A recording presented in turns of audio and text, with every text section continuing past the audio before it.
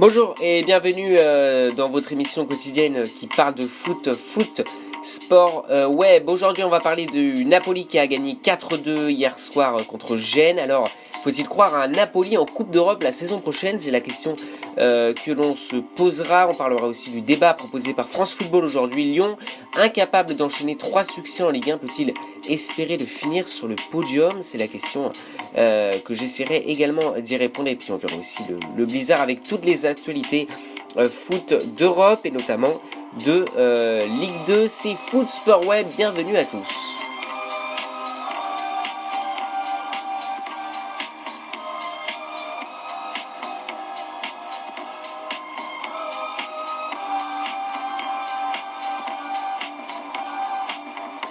Voilà, alors on va commencer avec la Serie A et Naples qui a gagné hier plutôt difficilement contre Gênes, 4-2, 4 buteurs donc pour Naples, Elmas, Milik, Mertens rentré en jeu et Démé. Avant de s'intéresser à cette équipe du Napoli, nous allons nous remémorer les résultats importants de cette Serie A avec Sassuolo qui a gagné 4-2 contre l'AS Rome, la Juventus qui n'a fait qu'une bouchée de la Fiorentina 3-0 avec notamment un doublé de Cristiano Ronaldo. Un autre doublé c'est pour Romelu Lukaku avec l'Inter Milan contre Udinese. L'AS Milan a été freiné par Vérone un partout sur sa pelouse en l'absence de Zlatan Ibrahimovic malade. Et puis la Lazio Rome a gagné très très facilement contre Spal, 5-1.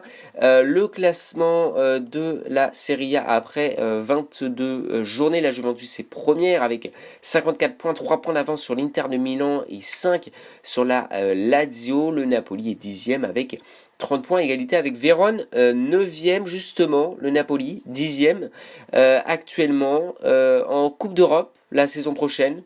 En fin de saison, on prend les paris ou pas, c'est la question qu'on se pose aujourd'hui. Alors je rappelle que les 6 premiers du classement de Serie A peuvent être qualifiés en Coupe d'Europe, c'est-à-dire que le 6e est qualifié seulement pour les barrages de la Ligue Europa. Est-ce qu'on peut prendre ces paris-là pour Naples? Eh bien, pour moi, oui, il faut prendre les paris car le Napoli a retrouvé complètement un jeu, tout d'abord, avec notamment des joueurs comme leur capitaine Lorenzo Insigne retrouvé, et puis José Callejon, ou encore le milieu de terrain Fabian Ruiz. Il y a aussi un nouvel entraîneur qui a réussi à retrouver en tout cas la confiance de ses joueurs, c'est Gattuso.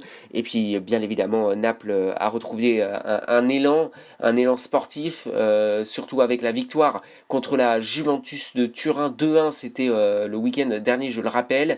Lorenzo Insigne avait marqué. Ils ont retrouvé aussi des supporters qu'ils avaient complètement perdus. Voilà, Naples est dans un nouvel élan, c'est complètement une équipe différente.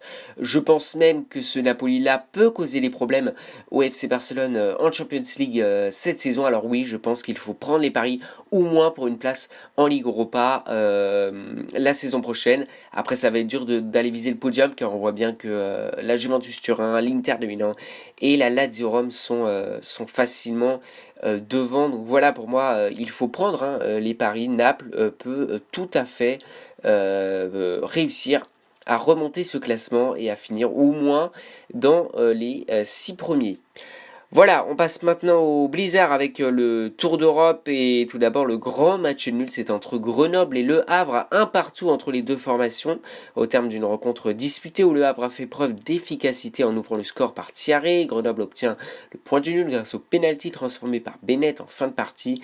13e match nul cette saison pour Grenoble, tandis que Le Havre manque l'occasion de grimper sur le podium. Le grand blessé, c'est Neymar, l'attaquant parisien, victime d'une lésion chondrocostale samedi lors du match contre Montpellier, victoire 5-0, je le rappelle. Neymar ne figure pas dans le groupe du Paris Saint-Germain qui se déplace à Nantes ce mardi dans le cadre de la 23e journée de Ligue 1. Voilà pour le Blizzard, donc avec ces petites informations du lundi. On va clore cette petite émission avec le débat qui est proposé par France Football. Aujourd'hui, il parle de Lyon, incapable d'enchaîner 3 succès cette saison en Ligue 1. Lyon peut-il espérer terminer sur le podium? On rappelle que Lyon a perdu 2 buts à 1 contre Nice dimanche après-midi. Alors, est-ce qu'on peut espérer Lyon sur le podium en fin de saison? Oui, aussi, je prendrai également les paris pour les Lyonnais, car ils restent quand même sur une bonne séquence malgré cette dernière défaite. Rudy Garcia commence à trouver à peu près un équilibre, je trouve, dans le jeu lyonnais, avec notamment de nouveaux attaquants pour remplacer la perte de Memphis Depay. Je parle là de Karl, Toko et Cambi. Oui, je pense que Lyon va réussir eux aussi à rattraper leur retard, et leur retard, il n'y en a pas non plus beaucoup. Voilà, devant eux il y a Rennes, bien évidemment, il y a Marseille, il y a Nantes, mais toutes ces équipes là, je pense, peuvent faire aussi des faux pas, et Lyon, je pense, saura en profiter. Je crois en tout cas à Lyon et à cette Ligue 1. Voilà, c'est fini cette émission de ce mardi. On a fait un petit peu le tour des actualités principales de la veille. Merci à vous de m'avoir écouté, et puis on se retrouve à une prochaine fois. À bientôt tout le monde, salut!